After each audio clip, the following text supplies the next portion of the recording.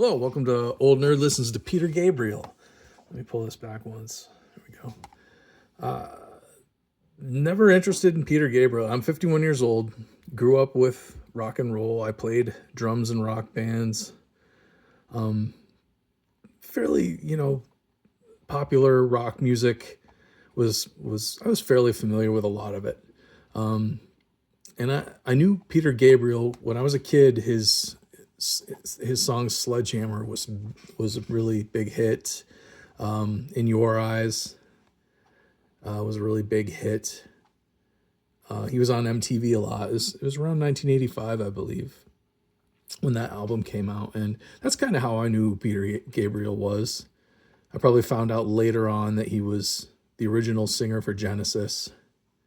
I never dug into Peter Gabriel too much. I really like that song In Your Eyes, though. I didn't care too much for Sledgehammer. It was okay, but it was on MTV all the time. I think I remember getting kind of annoyed with it being on MTV all the time because I didn't care for it that much. I didn't think it was a bad song, but I didn't like it either, and it was just on constantly.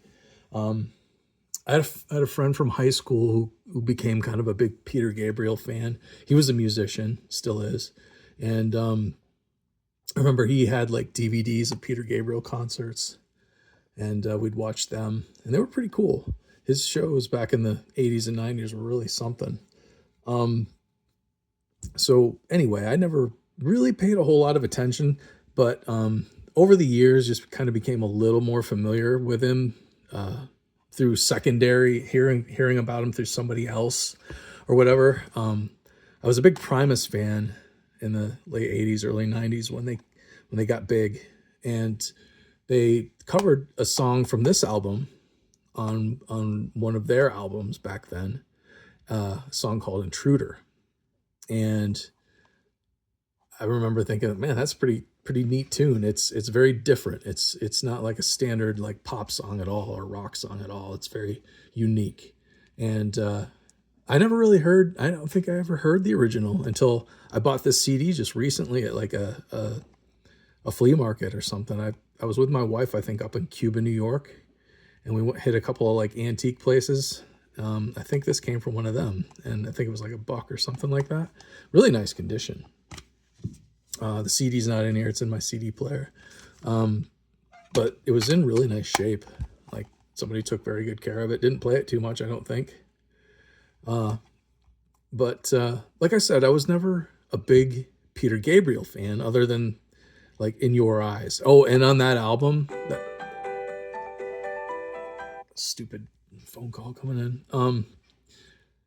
On that album, that Sledgehammer and In Your Eyes was on, like the Stuart Copeland played on a couple of those, and Stuart Copeland, he's the drummer of The Police, and Peter Gabriel really liked Stuart Copeland's use of hi-hat on the drum set, the two cymbals that are on top of each other right next to the snare drum. He had him play just hi-hat on that album, I remember. And so that really kind of perked up my ears because I was a huge Stuart Copeland fan, being a drummer myself. So to hear that Peter Gabriel recognized Stuart Copeland as the hi-hat king, that drew my attention. So Peter Gabriel's always kind of been there all my life, but I'd never paid a lot of attention. But then, like I said, the flea market, this was only $1, and it was in really nice shape.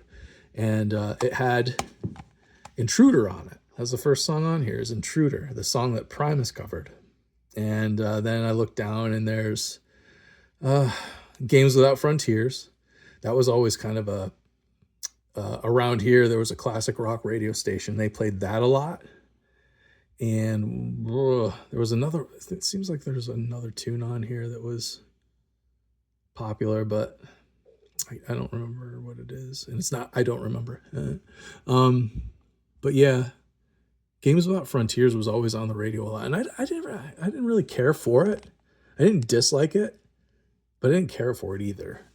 But then I bought this, and it sat around for a little while. And then I finally took it on a road trip with me and played it in my car, and was shocked at how much I liked this album. Every song on here is good. And by good, I mean great. I don't know that I would have been into this when I was younger, but looking back on it now, like it came out in 1980. 1980, yeah, it came out in 1980. This, like, technologically, production-wise, this must have been a very, like, state-of-the-art production when it came out. Like, it sounds very clean. It sounds like there's some early digital work going on.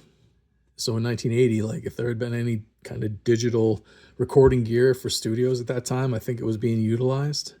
Digital editing type equipment. It's just really well done. And look at the musicians on here. Most notably, drums is Phil Collins. Like, I think Phil Collins plays most of the album. Then stick bass is played by Tony Levin, who's really, really popular in like the old prog rock crowd. Like, he played, I want to say he played with King Crimson. I think he always played with Peter Gabriel. Those DVDs of Peter Gabriel concerts I was talking about earlier that my friend had, I believe Tony Levin played with him live as well as in the studio. Yeah, Kate Bush is backing vocals, but just, oh, and where is it? Is it whose guitar? Yeah, Robert Fripp is one of the guitarists. I want to say he's from King Crimson as well. So, like, and a very impressive lineup of musicians on here. And the songwriting is just really unique, really cool, really memorable. Got a good beat to all of it, so it's not like it's, you know, really eclectic, weird, avant-garde style, even though it is, but like all of it has, you know, fairly traditional drums to most of it. And the songs, each one's good. I don't remember Family Snapshot. They've all got great, like, Peter Gabriel's not exactly, I don't think, known as a good singer. He's more of a good vocalist.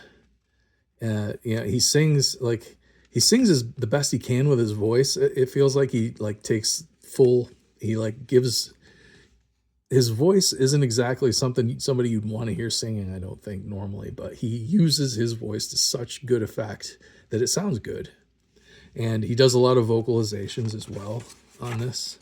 Like, there's tribal stuff on this, and it's not like boring either. It's very good. It's short and quick and to the point, and, you know, they move on.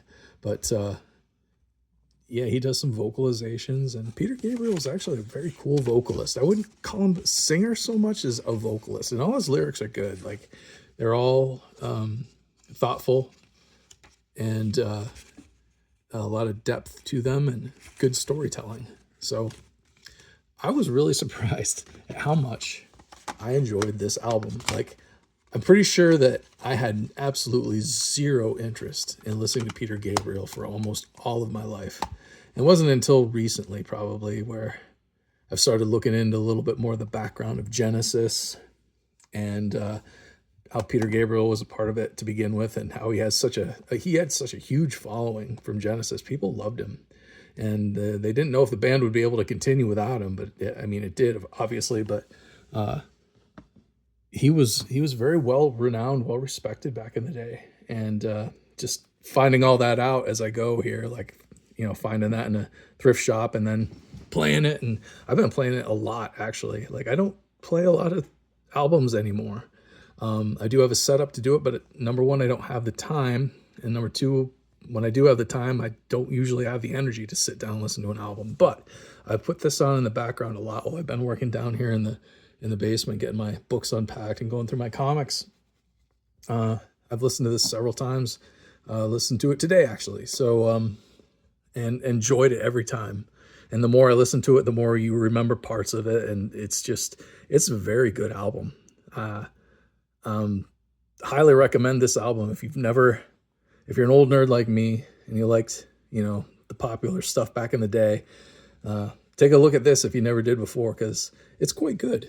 But yeah, stick around. If you thought this was fun, like, subscribe, please. Usually I do a series on this channel where I'm reading my Marvel comic books in release date order. and I'm just going through them issue by issue and doing a video. But if any of that sounds cool, or if you enjoyed this, please subscribe. If you know any Genesis or Peter Gabriel fans, please share it with them. Leave me a like, comment down below with what you know about Peter Gabriel, and I hope I see you next time. Thanks for watching.